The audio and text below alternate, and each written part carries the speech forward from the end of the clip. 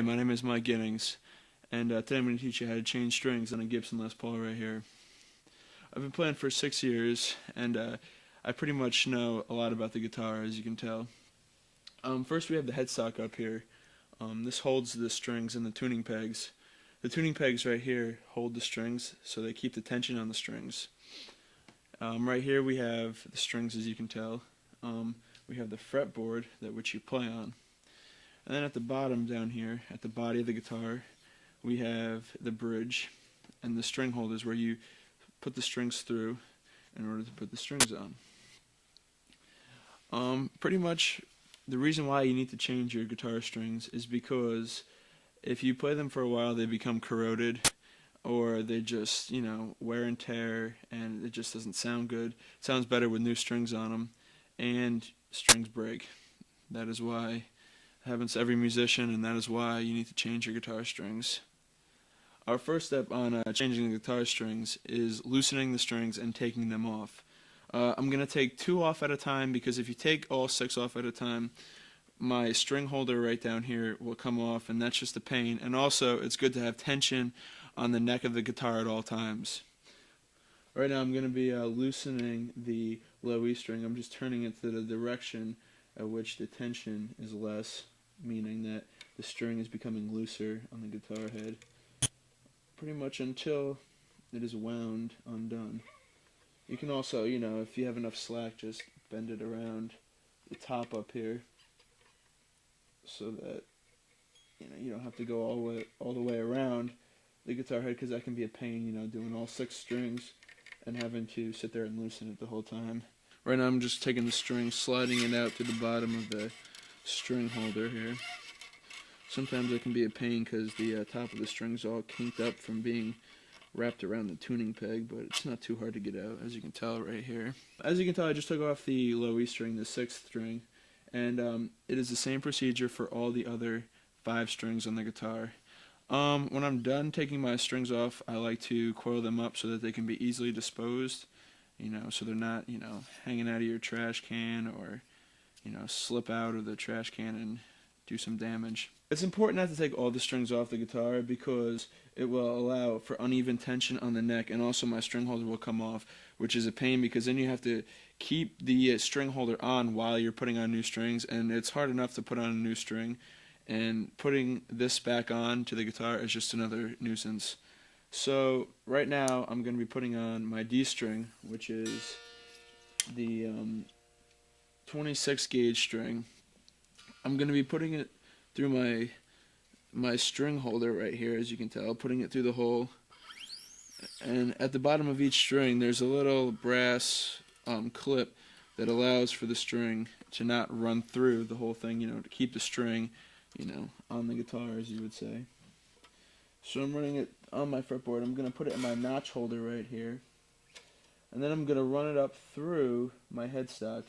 Now when you run it through your headstock, which is your tuning peg, you want to make sure that the tuning peg is at a 90-degree angle with the neck of the guitar.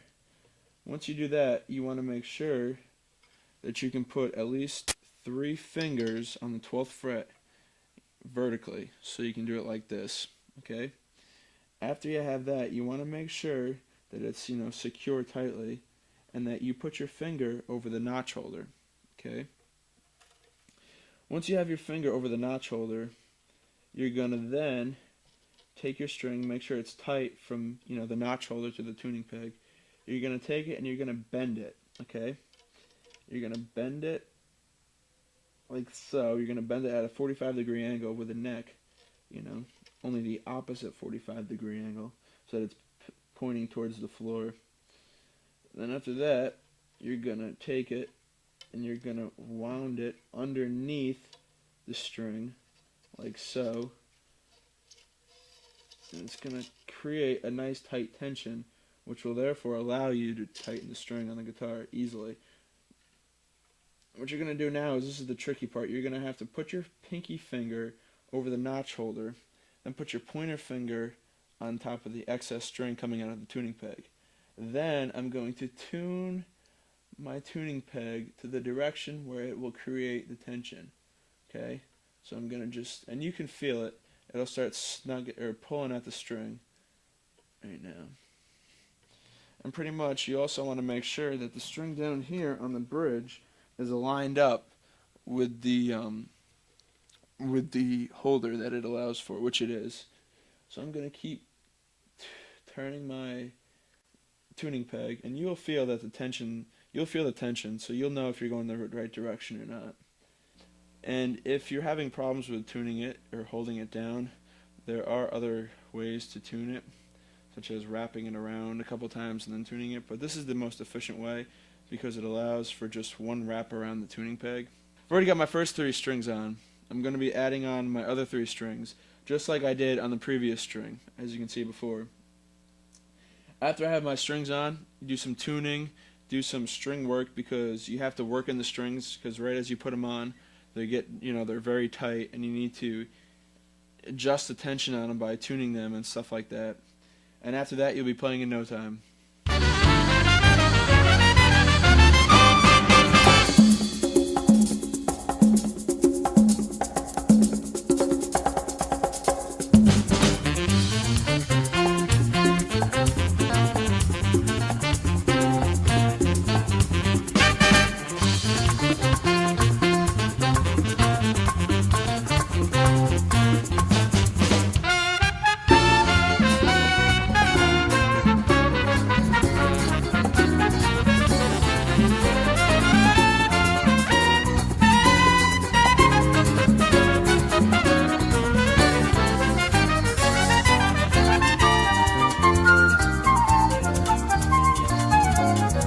After you put all 6 strings on the guitar, your next step would be to cut the strings off the excess string on the tuning peg. After you cut it off and it's looking good, your next step would be to tune it up, because once you put all the strings on, they're not in tune. After you have all your strings tuned, you're ready to rock on. Thanks for watching. I'm Mike Giddings. Hope you learned how to change the strings on your guitar. Rock on.